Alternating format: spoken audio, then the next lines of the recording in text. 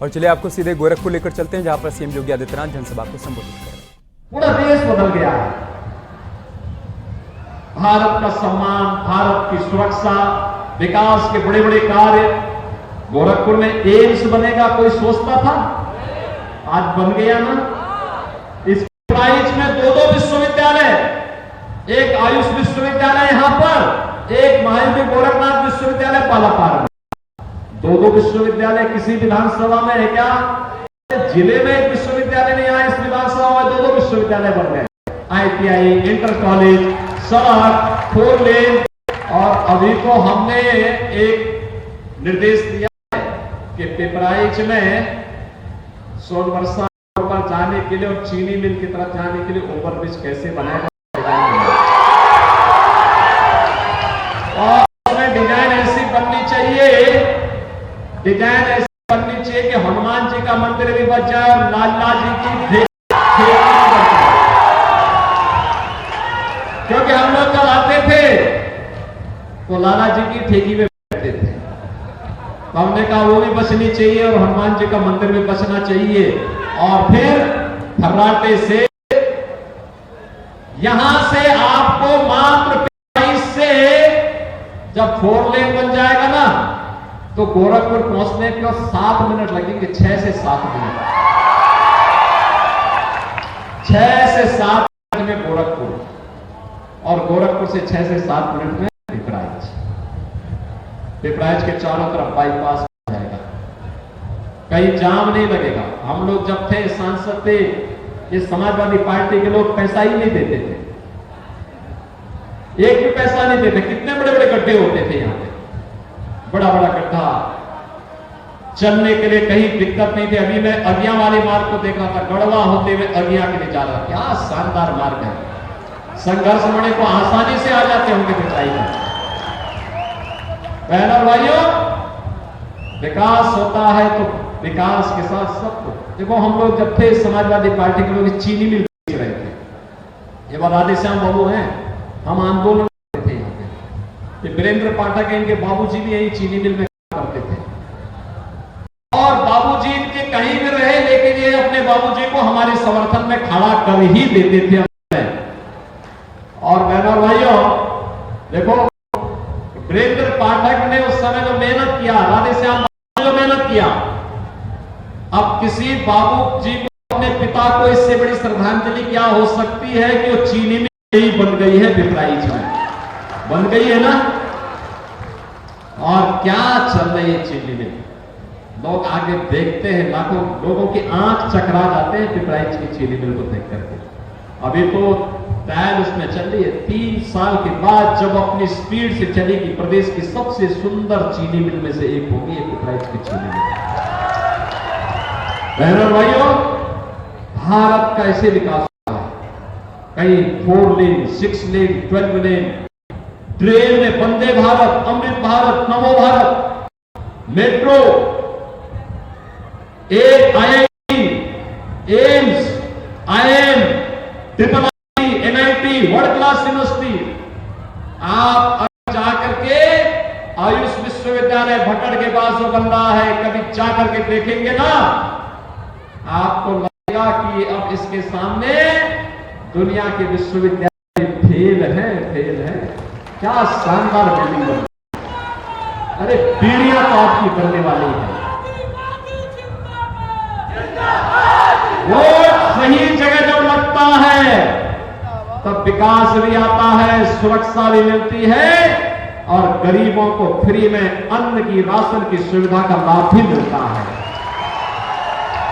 देखो ना, ये जो समाजवादी पार्टी के लोग और कांग्रेस के लोग जो पाकिस्तान का राग लाते हैं, इन लोगों को बोलो कि अबे देखो, पाकिस्तान 23 करोड़ लोगों को भोजन, 12 लोगों भूखों मर रहे हैं, भारत 80 करोड़ लोगों को फ्री में राशन दे रहा है।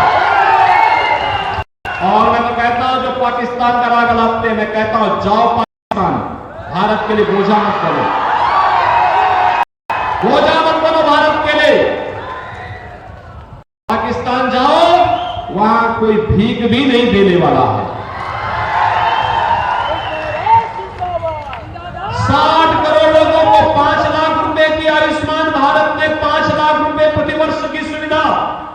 और मोदी जी ने घोषणा की है 4 जून को जब फिर एक बार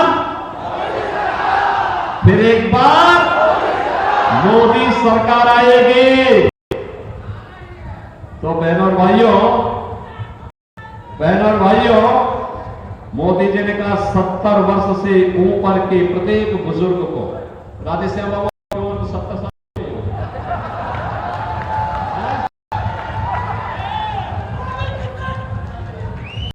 क्या आपका 70 साल हो गई? 70 साल अभी तो 58 है, लेकिन आप 58 साल में ही बाबा बन गए थे।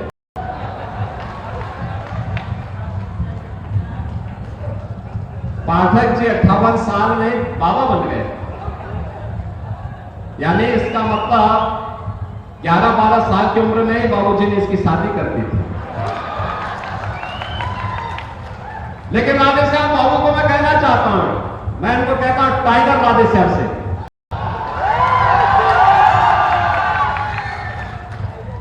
हर 70 वर्ष से ऊपर के बुजुर्ग को हर वर्ष 5 लाख रुपए का आयुष्मान कार्ड मिल जाएगा। वो कहीं भी जाके देश के अंदर अपना उपचार करा सकता है। किसान को किसान सम्मान निधि, समाजवादी पार्टी की सरकार में किसान आत्महत्या करता था, गरीब के हक पर डकैती पड़ती थी, आज जनधन अकाउंट खुल गया है, हर गरीब के घर में शौचालय बन गया है, और उज्ज्वला योजना का कनेक्शन भी आपके घर में आ गया है। पहले क्या होता था, मुझे याद है इसी पिपराइच में क्या होता था, रसोई गैस का कनेक्शन नहीं मिलता था, और पर्व और त्योहार के दौरान या कोई मेहमान आ गया और रसोई गैस समाप्त हुई, और रसोई गैस लेने के लिए कोई एजेंसी में जाता था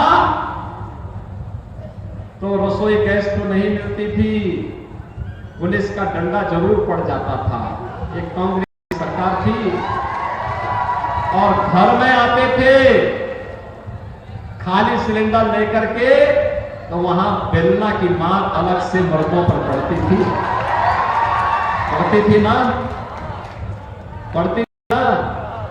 क्योंकि मैं तब लव सिंह से भी कहता था, वीरेंद्र पाठक जी से भी कहता था, संघर्ष समझ में तब शादी नहीं की, बहुत आदमी, लेकिन मैं इनसे कहता था कि मैं ले लो, कहते रे कौन मार खाए, लेकिन आज सबको फ्री में कनेक्शन, 10 करोड़ परिवारों को, हमने तो ये भी किया है दीपावली होली पे, एक खराबा सिलेंडर फ्री में उपलब्ध करवाएंगे।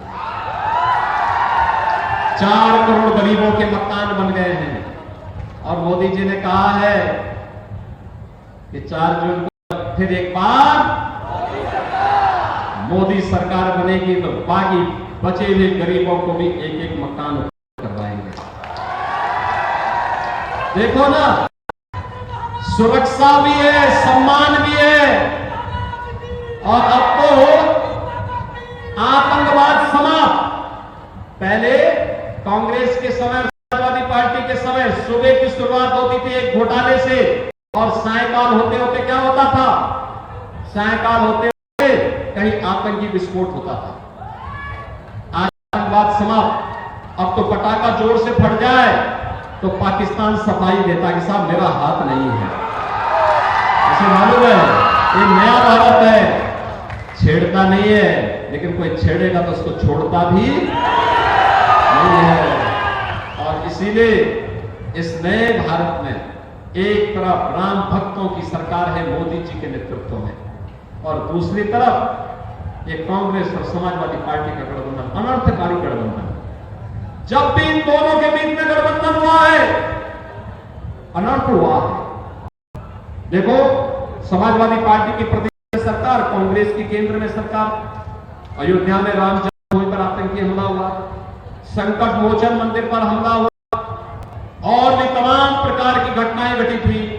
गरीब भूख से मरता था, राम भक्तों पर गोलियां चलती, पूरी अराजकता का तांडव था।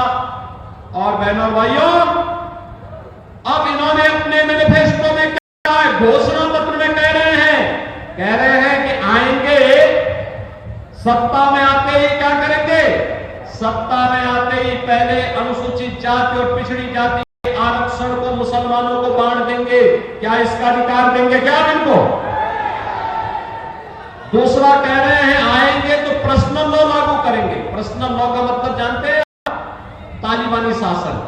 बेटी स्कूल नहीं जा सकती, महिलाएं बाजार नहीं जा सकती, बुर्का पहन करके घर के अंदर रहना पड़ेगा। अरे सपा और कांग्रेस के लोगों सुन लो, ये तालिबानी शासन भारत के अंदर लागू नहीं होने देगी भारतीय जनता पार्टी। भारत बाबा साहब भीमराव अंबेडकर के द्वारा बनाए गए संविधान से चलेगा, भारत शरीयत से नहीं चलेगा। शरिया कानून भारत नहीं चल सकता है, और चाहे इसके लिए जो लड़ाई लड़नी पड़ेगी हम लोग लड़ेंगे। तीसरा पाप ये क्या करने जा रहे हैं? कहते हैं सत्ता में आएंगे तो अल्पसंख्यकों की रुचि के खान पान की स्वतंत्रता देंगे। अरे ये जोड़ने की आवश्यकता क्या है? लेकिन नियत साफ नहीं है। क्या नियत साफ नहीं है भाइयों? आज आप देख रहे होंगे, अरे रोटी आप भी खाते हैं, वो भी खाते हैं, चावल आप खाते हैं, वो भी खाते होंगे, सब्जी दाल आप भी खाते होंगे, वो भी खाते होंगे, लेकिन एक जगह दोनों में अलग अलग राह बनते हैं। जब मुसलमान खाता है, कहता है कि मैं गौ कसी करूंगा, गौ मांस खाऊंगा, हिंदू कहता है नहीं, गाय हमारी माता है, जन्म जन्म का माता है।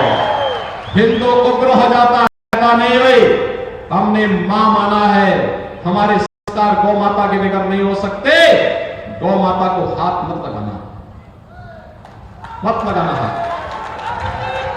कांग्रेस और समाजवादी पार्टी क्या कह रही है? कह रही है सत्ता में आएंगे तो गौकसी करने की छूट दे देंगे। अरे ये पापियों को क्या हो गया? और मैं आपसे इसीलिए कहने के लिए आया हूं, ये जो झूठ बोलने के लिए कांग्रेस के लोग आए हैं, इनको सपा के लोग आए हैं, इनको सबक सिखाने की आवश्यकता है। आज आप देख रहे होंगे अयोध्या में रामलाल विराजमान हो गए हैं और बड़े बड़े माफियाओं का राम नाम सत्य की यात्रा के निकल गए। सब हो गए ना, हो गया ना। और इसीलिए हम लोग कहने के लिए देश के अंदर एक ही नारा लग रहा है, और वह है जहां आ रहे हैं लोग कह रहे हैं, नाम एक ही बात कह रहे हैं, जो राम को लाए हैं हम उनको लाएंगे, जो राम को लाए हैं।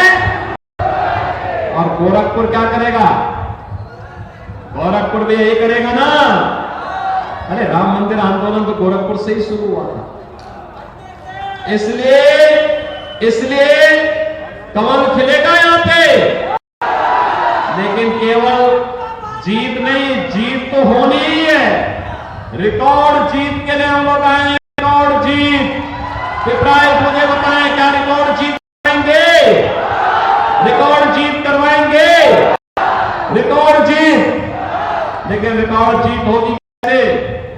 जितने लोग यहां पर आए हैं, इतनी बड़ी सभा अब तक यहां विष्णु मंदिर के पास कभी नहीं हुई। रिकॉर्ड जीत होगी कैसे? 7 दिन का 7 दिन आपके पास बाकी है।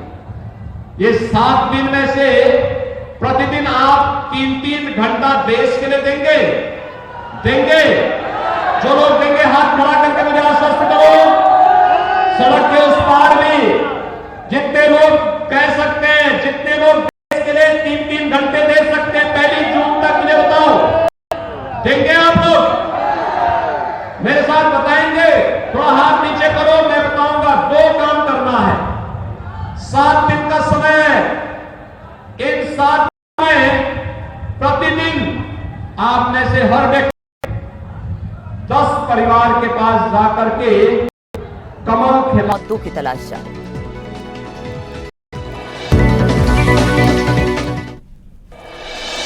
आरक्षण के मुद्दे पर सीएम योगी का विपक्ष पर प्रहार, बोले धर्म के आधार पर आरक्षण निर्भर और विकसित भारत के लिए फिर से मोदी जी को प्रधानमंत्री बनाएंगे। बोलेंगे ना? भारत को सुरक्षित बनाएंगे, बोलेंगे ना? तो 7 दिन में 70 परिवार तक लगभग 250 लोग